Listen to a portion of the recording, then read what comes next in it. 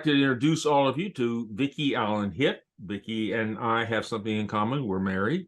But Vicki has recently published her memoirs, Family Matters. You'll see the book on the screen here.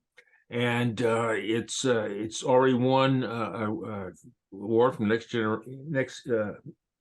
Generation Indie Book Award. And we're going to interview her today for views and reviews. So we'll start with first, I would like to ask you to give you some background to our listeners. I taught for 25 years, and I went back, got my master's, and became a marriage and family counselor. I love teaching, and I like doing therapy, so I was very busy. Okay, your memoirs. What inspired you to write your memoirs? I was sitting at a presentation that you were giving, and I was next to a guy named Ray Strait, and he said, "You should write." And I said, "I paint." And he said, "No, you're an artist, so you can write and you can paint." So I knew I had tons of stories I remember from my family. And so I kind of came home and just sort of started jotting stuff down. All right. It's in terms of writing your memoirs, what was the process you used in writing them? Well, I think the most important thing is for most writers is to get something on paper. I mean, that's the hardest part. It's, you look at the blank screen or paper, whatever you're looking at. And I think for me, it was just as the stories came into my head, I just wrote them down. And then I knew later I could rearrange and put them in some kind of order. So I started writing. Your book is called a memoir novel. Why was it called that?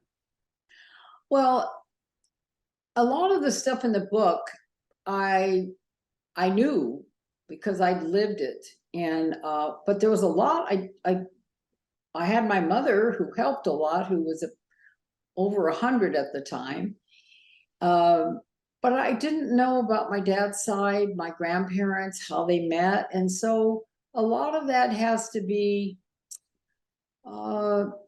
conjured up, and fleshed out to make a story.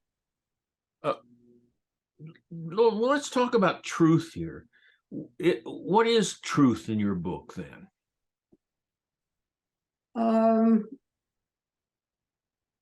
Well, if it's about my cousins or my aunt or me, my parents, that's at least that's true from where I'm sitting, what I think. But there are times when your memory doesn't fill all the gaps, and so I think Stephen King said, once you start writing a memoir, you're writing a novel, because there are gaps that you have to fill in, and you get them as close to what's real as you can. Hey, one thing, are you working on something else right now? Yeah, I'm working on where my book left off, almost like a second life I had. Okay. So I'm writing about what it was like to work in a continuation school and do therapy, and how my life changed. So that's what I'm working on now. And what advice would you give to other writers, whether writing memoirs, novels, whatever? Well, I think for me, it would be just write. And I think that's the hardest thing. I mean, I think most people remember from being in elementary school or junior high or high school, teacher says that, write 500 words, and you freeze. So I think if you just start writing, and I said, and the other thing is that I was very lucky. I was in 2 critique groups. And one thing I know about critique groups is that each and every person gives you something different.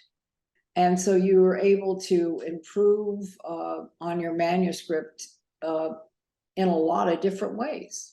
And so that was one of the main things.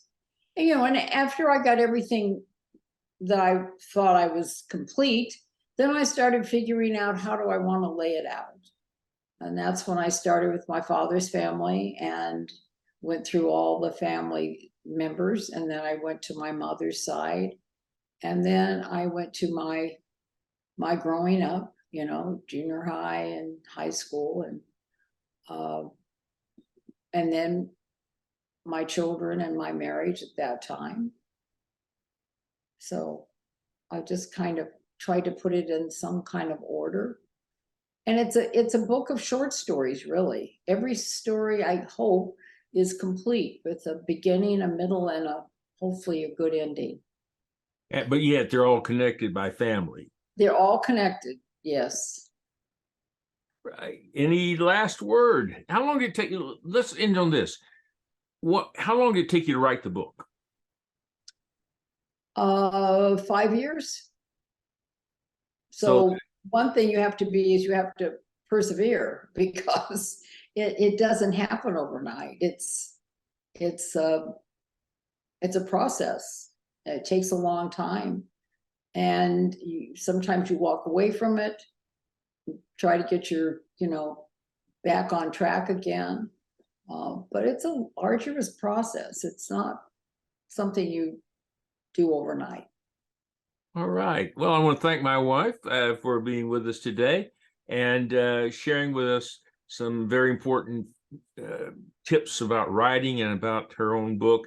And for those of you who have, I know I'm prejudiced. She's my wife, but I must tell you that the book has it's already won an award. It's quite moving and quite involving. So once again, thank you, Vicki. Thank you.